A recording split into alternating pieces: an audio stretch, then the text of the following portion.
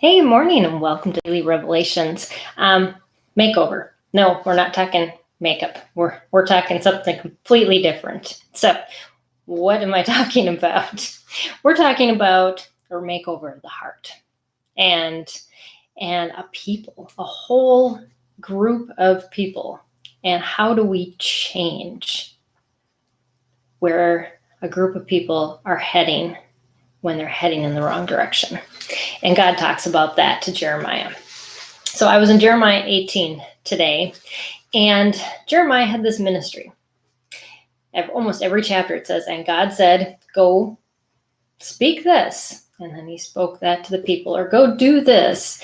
And that's where this chapter is. Go to the potter's house, and I will give you your message there. So Jeremiah obediently does that. Well, at the end of the chapter, Jeremiah realizes his mistake in ministering to the people, because all along in his heart, he really felt that his ministry to speak truth into these people's lives would change them. The problem is, only God could change them. His words were only exposing the flaws. They weren't fixing them. God alone could fix the flaws and provide the makeover that the people needed. And Jeremiah needed to understand that this wasn't something he could do. It was something he was part of. And too often when we see flaws in our own life and in other people's lives, we try to fix them and do what we can to make them better. The only problem is just like the potter, as God gave the example to Jeremiah, we smooth out the outside, the parts that we see, but the problem is the flaw is caused by something underneath that needs that piece of clay thrown back onto the potter's wheel and remade. And that's what a new life in Christ is all about. It's about taking our life and allowing God to throw it down and to remake us into the image of his Son, who has no flaws. And in the remaking of us, to smooth out those things in us and in our hearts that we can't do on our own. And we can't do for others as well. We can put some paint over it, and we can plug up a hole, but the flaw is still there. And eventually the paint wears off, the plug comes out, and we still have that problem. And so that was the message that God was giving Jeremiah.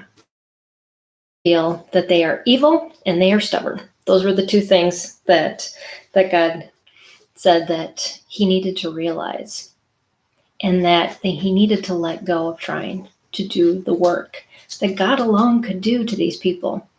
And the people was Israel. And he was going to send them into captivity, into bondage.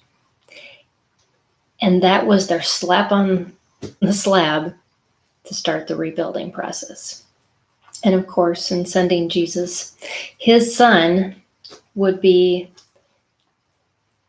then the way that all those flaws that were still built into our human nature could be worked out in each of us.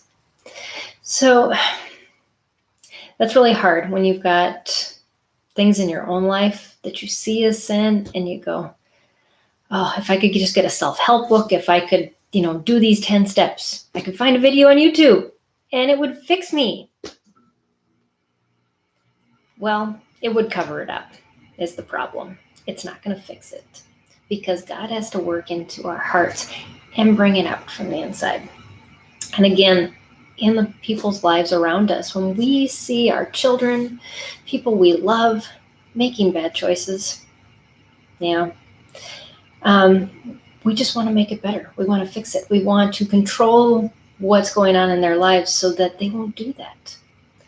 The only problem is again, it's painting it over, it's covering it up, it's trying to find a solution that is from out here. And it needs to happen inside of them. And only God alone can do that. And so we have to let go. We need the professional to do the makeover, the one who formed them in the first place, and the one who formed us in the first place, to keep remaking us into the image of his son.